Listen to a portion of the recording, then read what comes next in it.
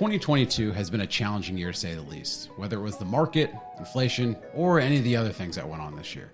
So the hope is that 2023 will be a much better year. And in this episode, we're going to share our 3 retirement tips for 2023, and we're also going to touch on what you should know about retirement if you're over the age of 50. All that and more on today's episode of The Retire Once Show.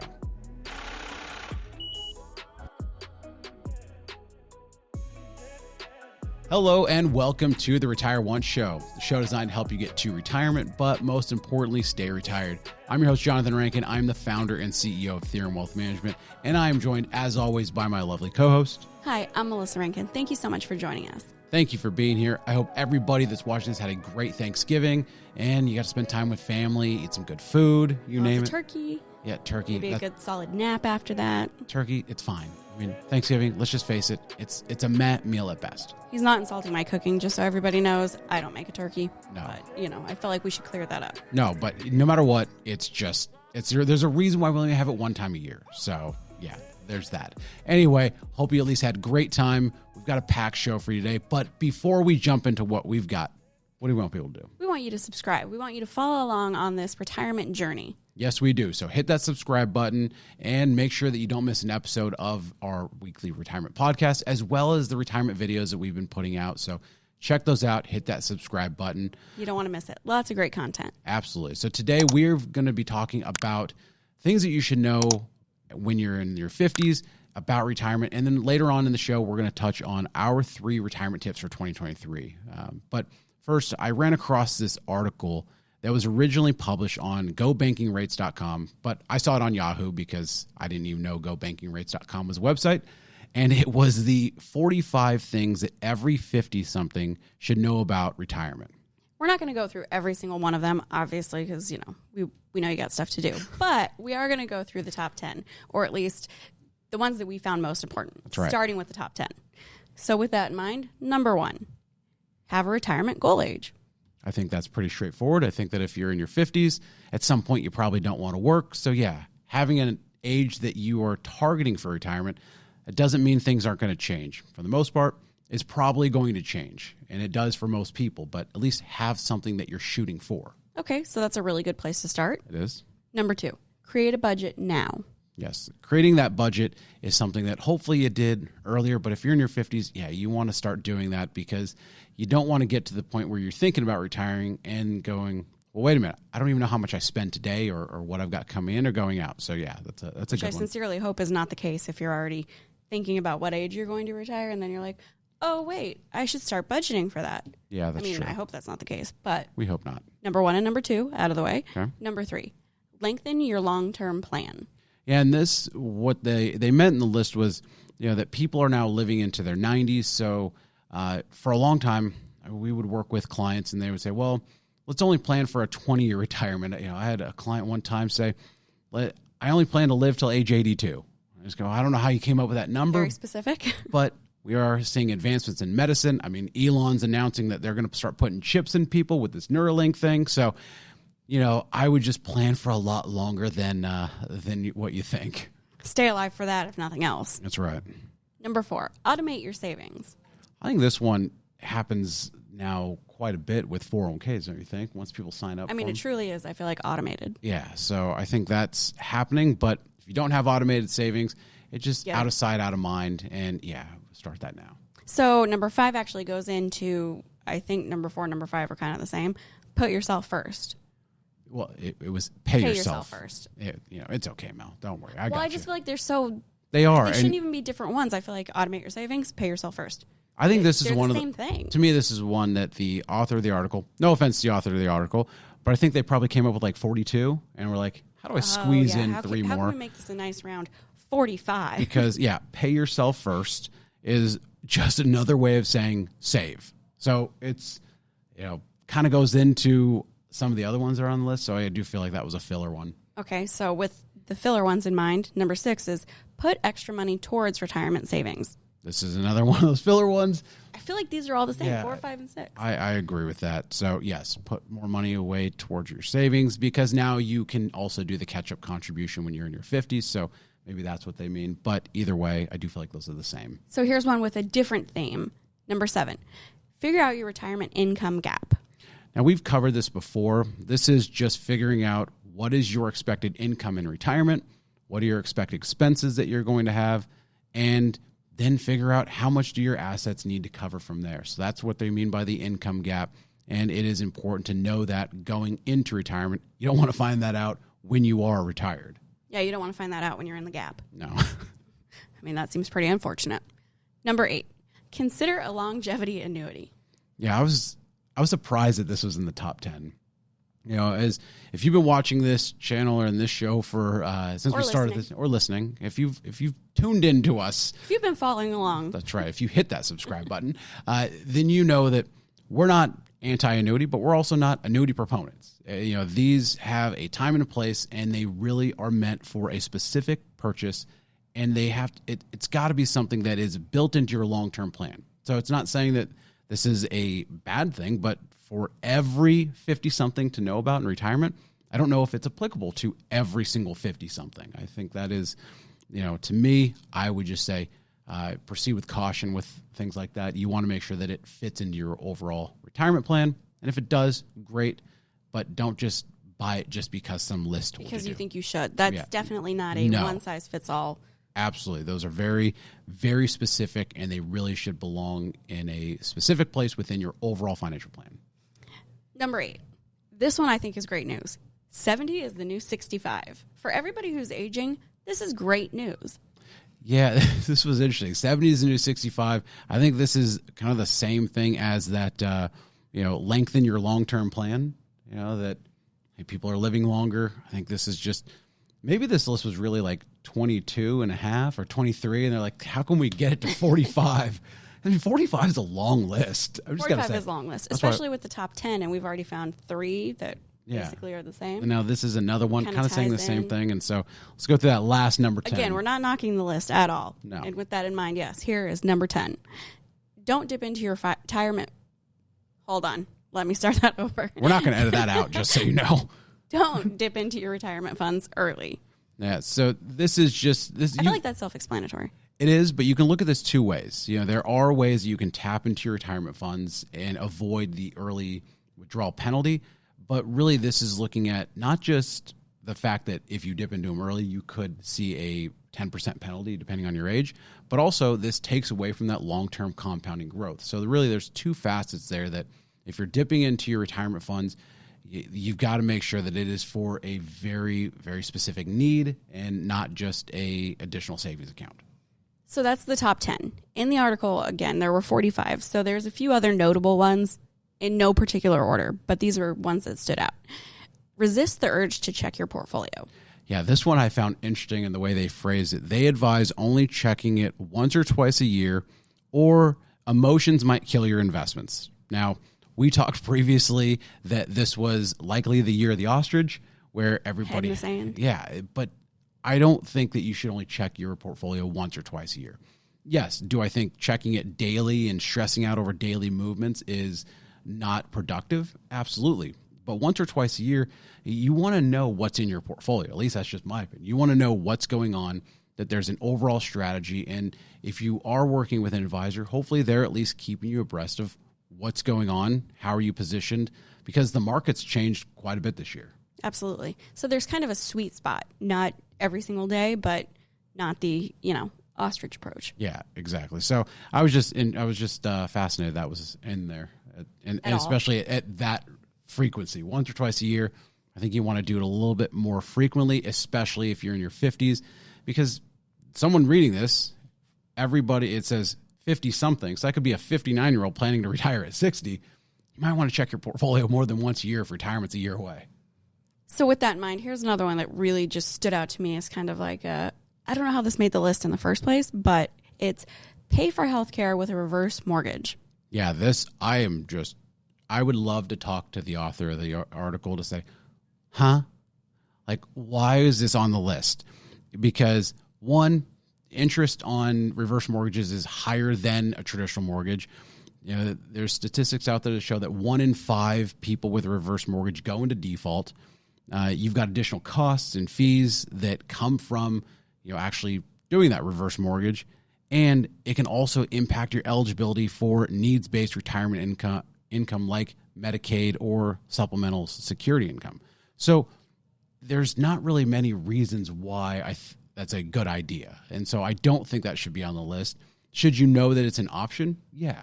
But is it something that everybody should know and everybody should do, is to earmark their reverse mortgage asset for healthcare? No. If you are in dire straits and you need access to capital, then yeah, maybe you could look at it. But maybe. Big maybe. You'd have to exhaust all other options first. That's right.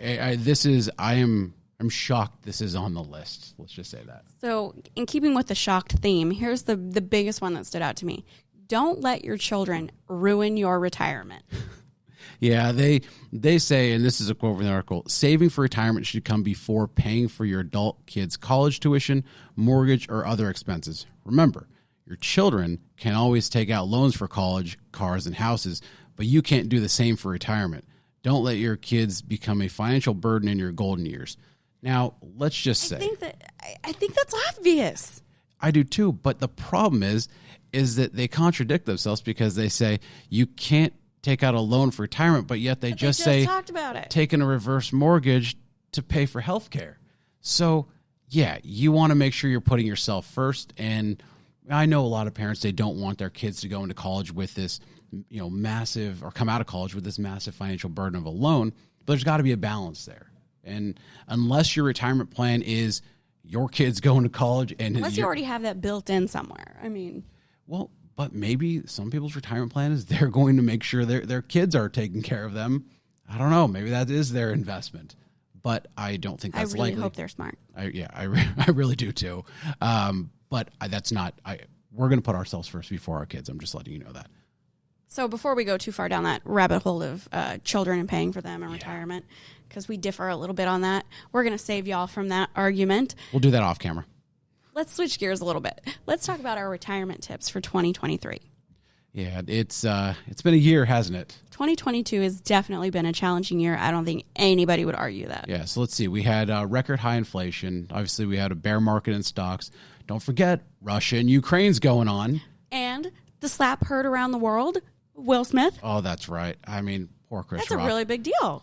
We had Elon, all this stuff going on with Twitter that's still going on. Right. That whole debacle right now with Sam Bankman-Fried and FTX. So a lot of things happened this year, but let's face it, every year has its issues. And no matter what, one thing doesn't change. People still want to retire. Absolutely. So with that in mind, here are some of our top tips. Number 1, reassess your spending. That's right. This is very important, especially because of what happened in the market.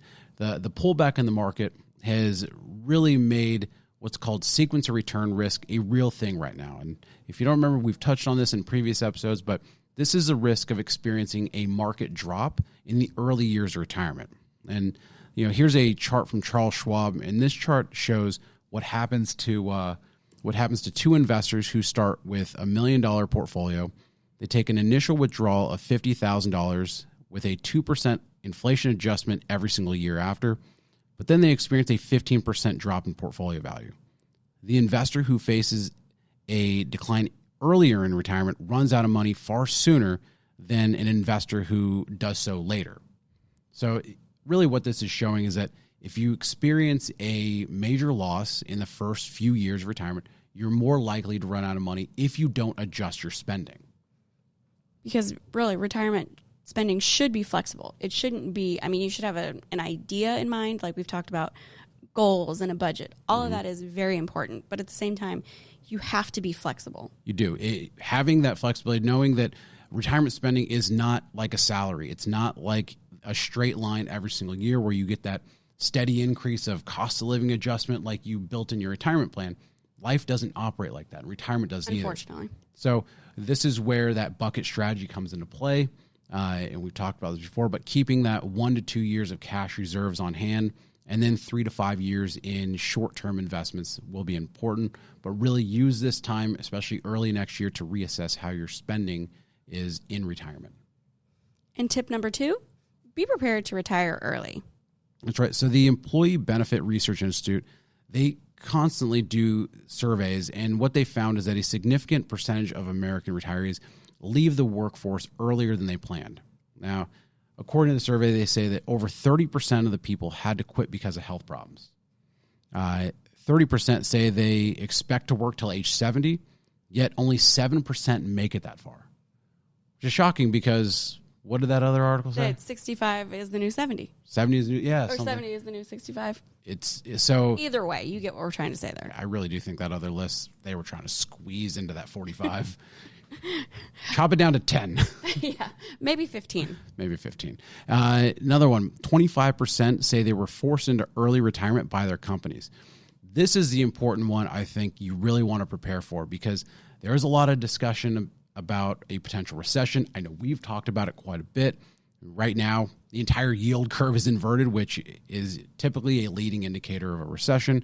You know, the Fed's still raising rates. I don't care if they're going from 75 down to 50 like they're talking about. It's still raising rates. And companies are now starting to lay off employees, and we're starting to see this outside of mega cap tech. So what should people do, Mel?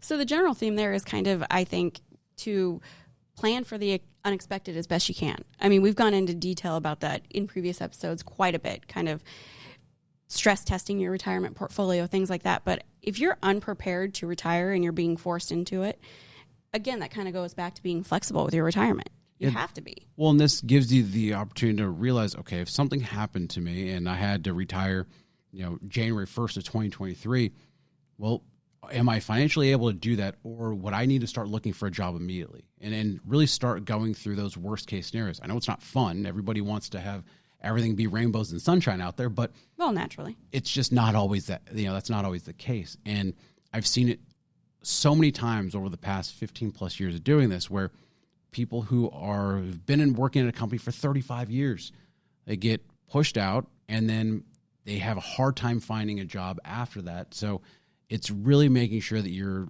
looking at all those different scenarios now and planning for kind of the worst case scenario.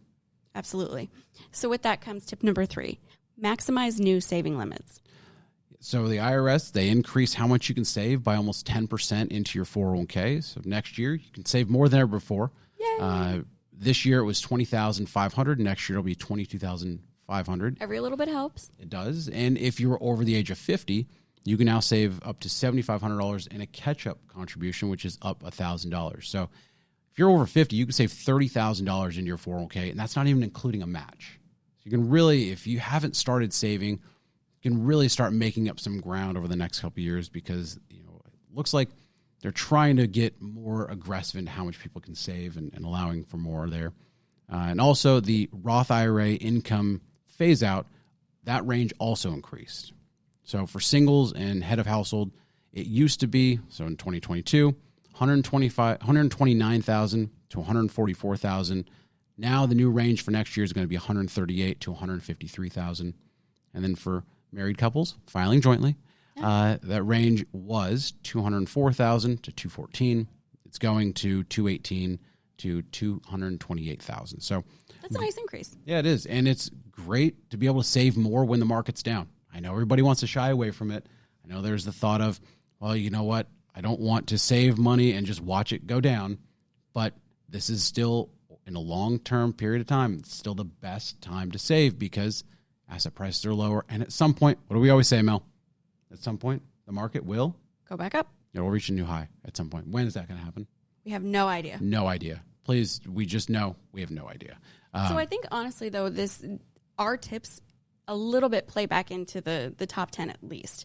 I mean, very much, granted, they had 3 that were the same. Pay yourself first, start saving, all of that. But that is one of the best things you can do. I mean, definitely take advantage of these new limits that are going to be coming out. I mean, and get on automated. Mm-hmm.